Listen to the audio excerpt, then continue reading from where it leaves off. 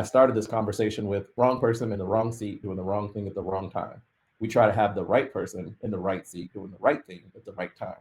By the way, one of the right people is AI. AI is the right person, and AI should fulfill a seat or several seats or aspects of seats, right? And so understanding who does what, including AI, and have that as part of your strategy, that's building something that lasts. A founder came to you today and they want to know when is the right time to implement AI. What would you say to them? What if building a business that lasts felt clearer, more profitable, and far less overwhelming for you and everyone who depends on you? Welcome to Lead Well, Build Better. Welcome to Lead Well, Build Better, the podcast for founders that are building business that are sustainable and they want them to last. So I'm Shante, the host of Lead Well, Build Better. And today, on today's episode, we have Greg Brisco, the CEO and founder of Humanized Generative AI. Greg, please introduce yourself. Yeah, thank you so much, Shante. It's truly an honor to be here with you today. As you said, my name is Greg Brisco. I'm the founder and CEO of Humanized Generative AI, and my company, the whole premise behind it, is ensuring that people remain at the forefront of AI innovation going forward. So our organization, we partner with everything from Fortune 100 organizations down to new startups. People have just received their funding and everything in between. The whole purpose is ensuring that people are being served by technology, not people serving technology. So it's a pleasure and an honor to be here today, and I'm definitely looking forward to this conversation. Great. Thank you. Awesome. And it allows you to understand where a person specifically should fit, especially when we're talking about implementation teams or innovation teams, the people who are responsible for AI. And so if you can really understand how to put those teams together, and as we call it lovingly inside, like it's the periodic table of people, you can construct any known element in the universe by utilizing the periodic table of elements. If you're not building your teams with the same concept, with the same concept at that same level of granularity, then you're not doing it right. And so it's for that reason, not having the insight, not having the data to make the decisions.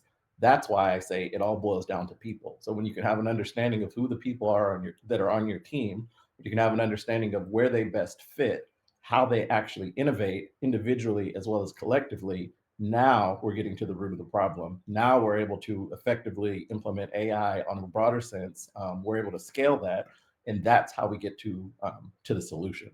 So when you step into organizations, what does that look like? Are you talking to the founder or the CEO before they're starting to implement that AI strategy? Or have you found they've already implemented the AI strategy and they're finding it's not working out well and then they call you in? Yeah, the answer, at the risk of sounding ambiguous, is it depends. Like it depends on the size of the organization. The vast majority of organizations have already implemented or in the process of trying to implement something. The vast majority, as I said, 85% of them are not successful in it. Like they're just not successful in implementing AI within their organization. So I would say the majority of people that I speak with, they've already experienced failure, they're experiencing failure, or by failure, they're not achieving what they were trying to achieve. I'm not saying it was just a complete and total failure and nothing's working. That's not my point at all. But the goals that they were trying to achieve, they're not hitting those goals. Once again, so when we step in, it's a matter of, you said, what does engagement with me look like? It really does start with that assessment. And in that assessment, it's understanding what those goals are, what they're trying to achieve, what have they done, understanding the organization as a whole, and then from there, like really starting to build a foundation that we can, establishing a foundation that we can continue to build upon. Okay, nice. I want to go back to the periodic table of people. So, because I think that's so interesting and so cool, because I see the periodic table and I can see putting people in certain places. And so, your assessment when it's looking at the people and the AI and the implementation, like what are some examples of the type of people on the periodic table that would work best to implement AI or best to monitor AI? Is that what it's looking at for the periodic table of people? So yes and no. Let me back up. So I almost said the periodic table of people. The ISPI was created by Bob Rosenfeld. Bob Mhm. Rosenfeld is a founder. He's a chemist at Nature. When he was in school, his first class was a chemistry class. They taught him the periodic table of elements. He was fascinated by it. He was like, got it. That makes complete and total sense. His next class was a psychology class. So after class, he went to the professor and he's like, so like, where's this periodic table of people? And as you can imagine, the professor looked at him like, yeah, dude, I have no idea what you're talking about. And he's like, well, I just came from chemistry and they taught us the periodic table of elements and that made sense. So I would assume that there was something similar for people to help me understand people. And the professor's response was, people are way too complex. You can't do that. And Bob, being who he is like, but the periodic table of elements, you can construct every element in the known universe, by the way, including people, right? So what do you mean people are too complex? And so he figured it out. And that's how the ISPI was actually created. It was to solve that issue or to solve that question. And so when you going back to the periodic table of people, it's not better or worse. It's not good or bad. There aren't certain people that are more apt for being on implementation teams. It's not that at all. It's really just understanding and identifying who the people are that you have. We all have strengths, we all have weaknesses, we all have things that we enjoy. And so scientifically, there are 12 traits that are linked to innovate to human innovation. The 12 traits, things, some of the cognitive stuff, like the other assessments, there's, how do you think? How do you make decisions? How do you recharge yourself? What's your level of risk aversion? But there are these 12 traits when combined that really can identify how a person innovates. And so to answer, that's a long-winded way, but I hope it's a long-winded response, but I hope the context helps. The key is understanding what type of innovation are you trying to solve. And that's why my answer sounds ambiguous. It depends. It depends on the organization. It depends on what they're trying to do. When you understand what type of innovation, because innovation happens on a continuum, it's not static, it's not something to achieve. What part of innovation are you trying to, like, what are you trying to accomplish? Then working from that, who are the people that are who are most apt to help you accomplish what it is that you want to accomplish? Do you have so on one end, you have at one end of innovation, you have what we call pioneers. So pioneers are typically visionaries. They're big thinkers. Think about your Elon Musks of the world, your Teslas, your SpaceXs. On the other end of the spectrum, you have people like, think about your iPhone. You have incremental updates to your iPhone. Two very different types of innovation, right? Yet both innovation. So who are the people that are most apt to help you accomplish what you want to accomplish? If you put someone who's a visionary thinker in the incremental innovation project, like updates of an iPhone, it doesn't work. Like, they're just not wired that way. Vice versa, if you put someone who their level of innovation or the way that they innovate, they don't understand the big picture. They can't even conceptualize it. They're more so thinking about incremental gain. So thinking about like Lean Six Sigma, right? Doesn't work. So understanding what type of innovation you're trying to accomplish, understanding who the people on your team are, and then building your team based upon what it is that you're trying to accomplish. So putting a strategy behind it, utilizing data to make those decisions, and then it's get out of the way, right? Like Steve Jobs said, you just hire the smartest people and you get out of the way and you let them work. Like, then let them do their thing. That's how you're going to increase your success rates when it comes to AI. Yeah. So what I hear you saying is it's just making sure you have the right people in the right spaces, 100%. right? And they're working in their zone of genius, whatever that zone of genius is. So your assessment helps with that with the AI. And I do find sometimes AI is a broad stroke at the moment. And I like how you talked about the nuances of it, right? What type of leader are you? What's the culture of your organization? What type of people do you already have in the organization to implement AI to make it work for the best of your organization? So I really, really love that. So let's say a founder came to you today and they want to know, when is the right time to implement AI? What would you say to them? 5 years ago. Yeah. So immediately, right? Like AI it's number one, it's here. It's not coming. It's here, but it's been here, right? And so the CEO of Google said that AI is going to be the biggest transformation in the history of humanity. So if you like let that sink in, we're talking about more profound than the internet. We're talking about more profound than electricity, right? More profound than the Industrial Revolution. So in order to, I won't say be left behind, but that in order to not lose competitive advantage, you need to start understanding and implementing AI as fast as humanly possible. It's not too late, but almost, because what people don't understand about AI is that the speed of acceleration, even the people who understand AI like can't fathom how quickly things are moving. When you have the executive director for the American Medical, I believe it was the American Medical Association. Don't quote me on this 100%, but I believe it was the executive director for the American Medical Association. It says within 5 years, AI will be able to effectively cure virtually every type of cancer that exists, right? So when you're talking about something that we haven't been able to accomplish in 50 years as people, but in 5 years, this new technology is going to help us do.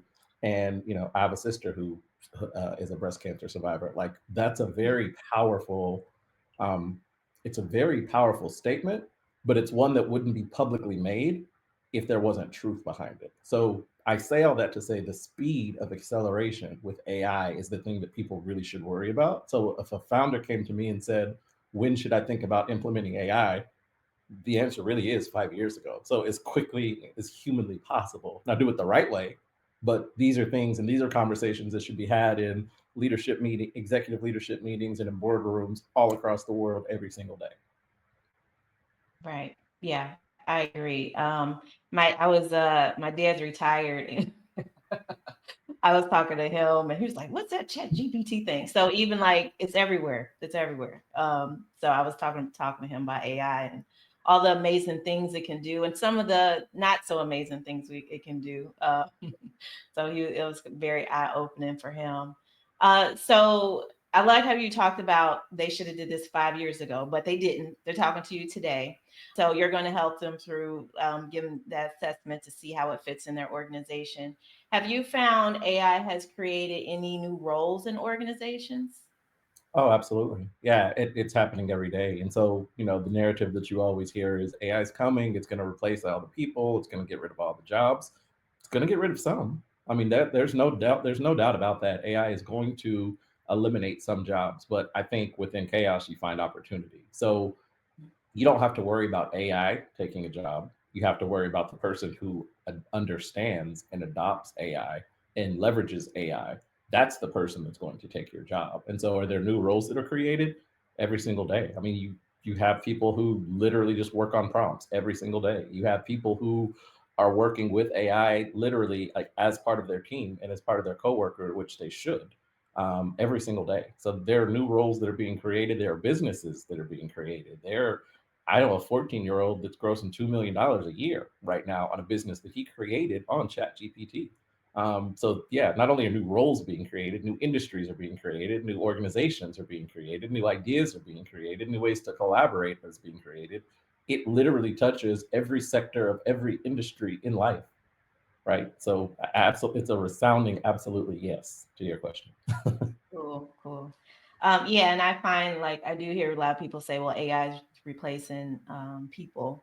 But like you said, it's also expanding the opportunities that we have. For sure. And since we know AI is in existence, it gives us the time to learn it. And then for founders to start upskilling your team because it's here, like you said, it's here, and it's not going anywhere. For sure. Can you give us an example of a company that you work with? You don't have to name the company, but a company that you worked with that had implemented AI and it wasn't working and they called you in. Can you give us an example of what it looked like after you worked with them? For sure. So there's one of my clients. They are a membership association. They're in higher education, and they partner with about 850 different colleges and universities throughout the United States. Um, Previously, they had a leadership program. In that leadership program, students would come in, they would become members of the organization, and they would come in, they would do leadership training and development. It was very hands on, it was very intensive. So their whole process is they were trying to figure out how do we utilize AI in our process because we want to differentiate ourselves from all of the other. There are multiple leadership, or as you know, there's multiple leadership organizations, and a lot of them that partner within higher education. And so what we did is we developed a 5-step leadership journey that is AI driven. that allows the student to come in and say, "Hi, Greg, I see you're a sophomore." Clearly, I'm making this stuff up. "I see you're a sophomore at Texas Tech University. You're set to graduate in 2027. In the spring of 2027, you have your major is marketing and management. And this journey was built specifically for you." So it allows each student to understand it. Oh, by the way, the first step of that journey, it starts with the ISPI. That's the first thing that they do is they take the assessment. And so what AI does is it utilizes the information from the ISPI and it guides their leadership journey. So as they're building their SMART goals, it's coming back and saying, okay, well, as a builder or as a pioneer or as an extreme pioneer, like whatever their designations are, these are the things that you need to keep in mind. As it's building milestones, it's able to look at what their career choices are. It's able to look at what their not personality, but what their assessment results are. And it's able to build this leadership journey that's specific for them. So there are no two journeys that are the same. You all get to the end of the program to where you get a certification, but no two journeys are the same. So we built that product, and from then, like at the time, they had about 100,000 members. Since they implemented this new project, they've had, and this is 2 months old, maybe less than 2 months, maybe six weeks to 2 months old. They've already had an additional 300,000 members that started. So in 2 months, they've tripled their membership due to this AI leadership journey. Yeah, I love that. And especially for students. I have some younger kids. Well, I have a 21-year-old, 18-year-old. And so I think this is just me, anything as a parent, like they can do on the computer and it kind of tell them what to do.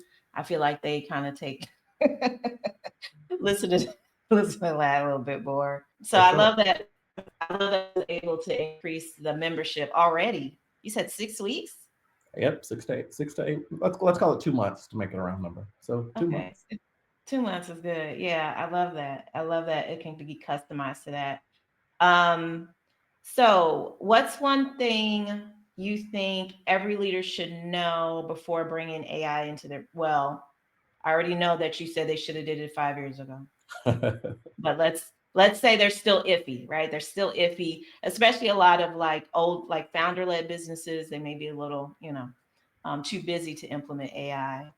So that's one thing everyone should know before bringing in AI into these leadership discussions. Well, so I would argue there's no one that's too busy, right? Too busy is an Mhm. excuse, in my opinion. Mhm. Like you focus your time where you think and you see value. So if you say you're too Mhm. busy, that tells me that you don't see the value, and that's dangerous, right? Mm. So Blockbuster was too busy, right? So organizations like that were too busy. So I think that alone, like screw AI, that alone is a problem. But if I answer your question specifically, what are some of the things and considerations that they should be thinking of? I think it once again goes back to your people. Like if you understand who your team is, and you understand like how they operate, then you can understand how to build the teams that are not too busy, but how to build the teams in the right way that are going to be able to implement AI. I think it starts with education. You really have to understand like what is it, how does it operate, how can you benefit from it, what are some of the dangers, right? AI is not a godsend. AI is a technology that's been created by people, and people are flawed, so therefore AI is flawed. You hear things about like hallucinations, you hear things about bias in different LLMs. Those things are absolutely true. So how do you account for them when you're implementing AI? You have to ensure that the data is correct. And that is the first step in rolling out, well, the second step after looking at your people. But the first step in the implementation process is ensuring that your data is clean. Because if your data is not clean, AI is pointless. Like it is absolutely worthless if the data is not clean because it's garbage in, garbage out. So I think you have to really get a plan. You have to really think about it from a strategic aspect, and you have to have help. Like you can't implement AI by yourself. You need to bring in, whether it's myself or other people or other organizations, you need to bring in the experts. You need to rely on the data. And just like every other decision in your business, you make decisions based on data. You don't make decisions based on your gut or what you think or on your perceived level of busyness or your schedule. Make decisions based on the data. The data tells you that this is something that you're going to need to implement in your business. It doesn't matter what your business is, it doesn't matter what your industry is, it doesn't matter what size of business you have. you're going to need to implement AI in your business at some point, and probably quicker than you realize. So my answer to your question is start now, but start smart and don't do it alone. You said one thing, I gave you three, but It's I would put those all in one sentence to it's be okay. technically accurate. Okay. In one sentence with three Yeah. items. That's good. Yeah, and to your point, that's like super overwhelmed and super busy. I'm not a betting person, but I would bet they probably do not know the people assets they have on their team already. And that's why they're like so embedded and they can't think about AI, right? So to your point, look at your team. And then also from my standpoint in operations, it's the data, right? Because like you said, if your data is trash, you're putting trash in and trash out. So if you have 5 systems talking and don't have the same information and your data hygiene's messed up, that you want to clean that up before you start implementing AI, Yeah. because of how fast it moves. And so if you put in bad data or trash, it's just going to compound. It's going to compound and not be any benefit to your organization. So I like that you brought those points up. So when you think of AI and the future of AI, what does building something that lasts mean to you? Yeah, that's a great question. Building something that lasts. I think in the building process, you have to understand that, like, just like innovation, I said innovation happens on a continuum. The Mhm. building process is like on a continuum as well. So you have to understand that what you're building is iterative. It doesn't have an end date. It has a version date. Like this is V1, this is V2, this is V3, and it's going to continue to be iterative as technologies and updates happen, as your business changes, as opportunities arise. Right, your goal is to build like in iterations. So Rome wasn't built in a day, right? They say the best way to eat an elephant is one bite at a time. This is no different. AI is absolutely no different. So when you are building, you're building for, yes, the future, but not the end, right? Mhm. And so as we're building and as we're bringing in teams and as we, are partnering and there are opportunities to collaboration, like we need to understand everyone's bringing something different to the table. So as we're building, we need to utilize those areas. And this is where it comes to knowing yourself, right? And that's what the ISPI really does. And that same organization we were just talking about, and I said the first step in their process is taking the ISPI. It starts out with what's your superpower. So not only do you Mhm. need to understand your teams, but you also need to understand yourself. And when you understand yourself and all of the people that are in your team, you see where the gaps are. So you start building to fill those gaps. You bring in teams and organizations who have areas of expertise that you do not, right? That's how you build a successful team. And then you just continue iterating and iterating and iterating. So when you say using AI to build something that lasts, I started this conversation with wrong person in the wrong seat doing the wrong thing at the wrong time. We try to have the right person in the right seat doing the right thing at the right time. By the way, one of the right people is AI. AI is the right person, and AI should fulfill a seat or several seats or aspects of seats, right? And so understanding who does what, including AI, and have that as part of your strategy, that's building something that lasts.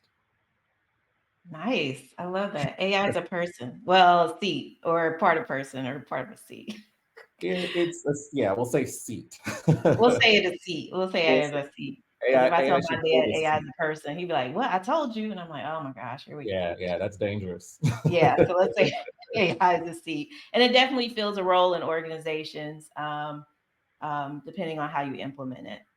So, well, it's great talking to Greg. So, do you have any projects upcoming that we should know about? Oh goodness, yeah, we we're moving at the speed of AI over here, and so yeah, I'm in the process of publishing my second book. It's called Human First, AI Forward, and this goes right in line with the topics that we're talking about. So the goal is to have that launch before the end of the year. So please keep your eyes open on that. We're also launching the Human First, AI Forward community, so people can come and have these types of conversations. People can come in and invite your dad. People can come in and understand what is AI, like what does it mean. But most importantly, that last question that you ask about building, we're going to be building together. So there are 4 pillars that we have: education, leadership, innovation, and community.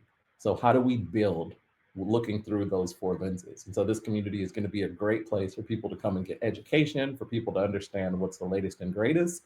But it's not going to be social media where you can have lurkers. It's going to be people who actively are doing the work, people who are actively wanting to educate themselves, people who actively are looking to collaborate and build, people who are actively wanting to understand what their superpower is going forward. So super excited about those opportunities, as well as a few speaking engagements. I'm actually going to be speaking at South by Southwest next year at HBCU AICon, which is super exciting. It'll be my first time speaking at South by Southwest. So yeah, there are a lot of things. I mean, once again, things are changing at the rate of AI, which is quicker than the speed of light, so it seems. But I'm super excited. To your point earlier, so many opportunities, and I'm very grateful for every one of them. Great. So how do people find you? You have a website or Absolutely, yeah. LinkedIn So or Mhm. Yep, LinkedIn is definitely where you'll see the bulk of my engagement, but you can definitely go to the website. It's humanizedgai.com. GAI stands for Humanized Generative AI. So humanizedgai.com. Definitely follow me on LinkedIn. It's linkedin.com/Greg Brisco as my personal page, but you'll see a lot of my content. Please subscribe to my newsletter on LinkedIn there as well. And the website is going through a refresh that should be launched within the next 2 weeks. So definitely, I'm looking forward to everybody checking us out. Please leave your contact information. We'd love to stay in contact. We'd love to collaborate. We'd love to just understand what you're doing. If there are so many opportunities that we have that start out just like conversations, that start out with conversations just like this, like just understanding how people are engaging with AI. How are you thinking about it? How have you used it? What are the stories, the good, the bad, the ugly? Like, what are your experiences? I think as people, we are all just a product of our experiences and some borrowed experiences from others as well. But yeah, I'm definitely happy to engage with everyone who sees this, hears this. Please support it. Please support Shante. I think she is phenomenal. But yeah, thank you so much. Yeah, well, thanks, Greg. I love that you said the speed of AI and everything you listed. You're going at the speed of AI. So, but I look forward to the community because I know it's people first. And so I am a proponent of that every day, all day. So I want to thank everyone for listening to today's episode of Lead Well, Build Better. Make sure you subscribe to our podcast. Thank you. Awesome. Thank you so much. Bye.